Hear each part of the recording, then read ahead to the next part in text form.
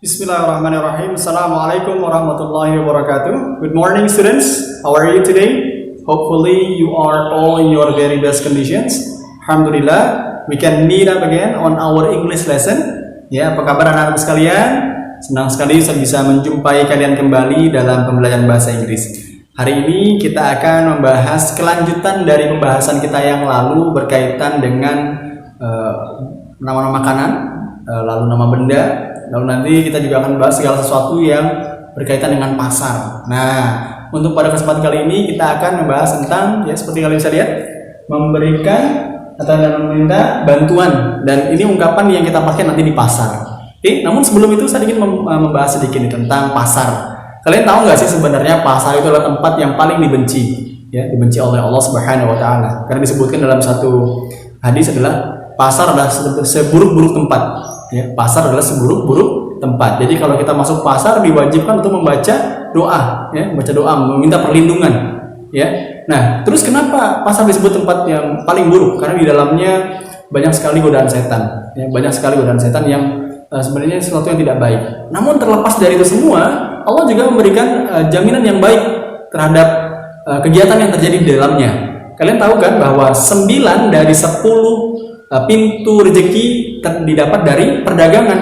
Nah, ini bertentangan sekali dengan tempatnya, ya. Jadi Allah bukan membenci kegiatannya, tapi membenci tempatnya, pasar, karena di dalamnya banyak sekali keburukan. Nah, tentu saja terlepas dari itu kita bisa memaksimalkan diri, terutama dalam kondisi seperti ini, ya. Jadi kita bisa membuka kesempatan untuk menciptakan lapangan kerja. Tidak harus orang tua, ya. Kalian juga bisa secara kecil-kecilan mungkin ya membuka pintu rezeki dari perdagangan tadi.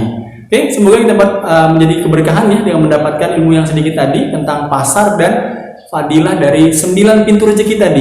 Oke, semoga lebih bermanfaat untuk berwira swasta, ya, untuk menjadi seorang entrepreneur, insyaallah. Oke, untuk membantu kalian menjadi entrepreneur yang langsung go internasional, kita akan membahas tentang ungkapan ini. Nah, ungkapan apa yang mau kita bahas? Oke, tunggu dulu. Kita buka dulu kelas kita dengan melafazkan basmalah. Bismillahirrahmanirrahim. Oke, mari kita buka kelas kita dengan baca basmalah. Bismillahirrahmanirrahim. Ya, anak-anakku sekalian, semoga pembelajaran kita hari ini menjadi ilmu yang berkah dan bermanfaat, ya. Nah, kita lihat nih ungkapan apa saja yang biasanya kita temukan di pasar atau di toko, ya. Jadi nanti kalau kalian pergi ke luar negeri atau bekerja di perusahaan asing, ungkapan seperti ini menjadi sesuatu yang mudah. Oke, perhatikan yang pertama. Ada kata, nah di sini kita fokus pada ungkapan yang kalau kita sebagai pembeli, ya, sebagai seorang yang mendatangi toko, ini akan sangat familiar sekali nanti kalian dengar dari si penjaga toko atau shopkeepernya, ya. Yang pertama ada, can I help you? Can I help you? Ya, can I help you?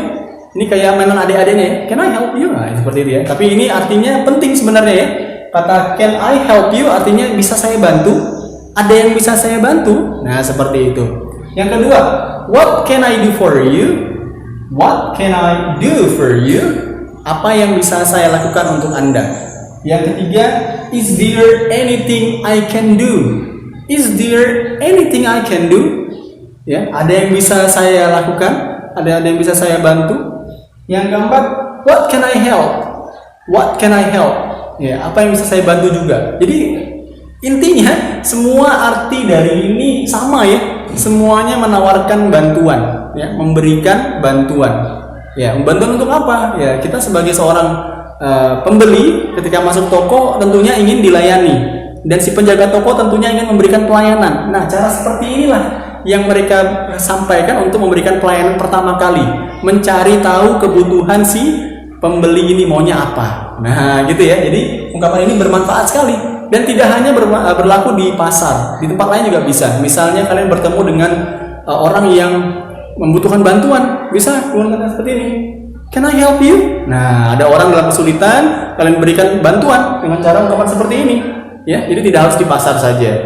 Oke, terus yang berikutnya ada kata can I have, lalu ada can I have ini artinya boleh nggak saya, lalu kalian sebutkan minta apa nih, minta tolong apa nih. Kalau di toko misalnya can I have a bunch of banana, boleh nggak saya minta sesisir pisang? Minta di sini bukan minta ya, beli maksudnya dalam bahasa yang sangat ini ya, sangat sopan. Oke. Terus yang berikutnya ada do you have?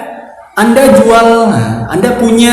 Nah, misalnya kita di toko nih, kita mencari suatu barang yang kita tidak lihat, tapi kita tanyakan, do you have any pencil? Do you have coloring pencil? Punya nggak pensil warna? Karena pensil warna ini tidak tampak di pandangan kita, jadi kita tanya. Atau benda-benda lain ya, tinggal disebutkan bendanya apa. Oke, lalu yang berikutnya, is there? Nah, ini sama seperti do you have, menanyakan barang. Misalnya, is there a bunch of banana here? Anda jual sesisir pisang nggak? Pisangnya nggak nampak. Toko buah tapi pisangnya nggak nampak, misalnya ya. Contoh seperti itu. Atau buah yang lain misalnya, is there any dragon fruit? Is there any dragon fruit? Ada nggak sih buah naga di sini? Nah, seperti itu. Oke. Yang berikutnya ada kata could you. Nah, kata could you ini sama seperti can I. Ya, bisa disambung nanti, bisa dipakai dua-duanya. Mana yang lebih sopan? Dua-duanya lebih sopan. Sama sopannya ya. Jadi bisa dipakai could you show me? Ya, could you show me this bag? Boleh nggak tunjukin saya tas yang ini? Nah, karena tasnya tidak terlalu dekat, kita minta bantuan sama si penjaga toko untuk mengambilkan itu supaya lebih dekat dan lebih bisa diperiksa. Nah, itu contoh ya, kita mengawali permintaan kita dengan kata-kata ini. Ya, contoh ini juga bisa dipakai dalam kehidupan sehari-hari. Misalnya kalian minta sesuatu dengan orang tua, can I have a new phone? Can I have a new Quran? Can I watch the televisions? Can I go to the bathroom? Nah, boleh nggak? Jadi permintaan seperti ini adalah sebuah permintaan yang diajukan untuk membuat sebuah permintaan menjadi lebih sopan. Ya, bisa minta izin, minta tolong, ya, minta apa saja. Oke, itu cari contoh ya, dua-duanya ya. Semoga tadi masih ingat. Tadi ini digunakan untuk ya memberikan bantuan, dan ini konteksnya tidak hanya di pasar, bisa juga di rumah. Tadi Ustaz lupa nambahin, misalnya Uminya lagi nyuci piring, banyak piringnya. Karena kita ingin beri bantuan, kita bilang, can I help you? Can I help you, Umi? What can I do for you, Umi? Saya bisa bantu apa, Mi? Wah, Uminya kasih kerjaan langsung, ngopel lantai, cuci piring, cuci rumah, wah, rumah dicuci. Itu contoh gitu ya. Itu tadi contoh untuk memberikan dan meminta bantuan, tidak hanya di pasar. Namun karena kita bicara tentang konteksnya tadi, chapter 4 ini bicara tentang pasar ya, sesuatu yang berkaitan dengan pasar, maka ini jadi konteksnya pasar, walaupun tidak harus di pasar. Oke, anak-anakku sekalian, semoga tadi ya ungkapan-ungkapan pendek ini bisa menjadi ungkapan yang bermanfaat untuk terus diaplikasikan dalam kehidupan sehari-hari ya. Karena kalian sudah kelas 6, tentu saja kehidupan nanti bahasa Inggris itu akan menjadi terus berkembang sesuai dengan tingkat level kelas kalian nanti.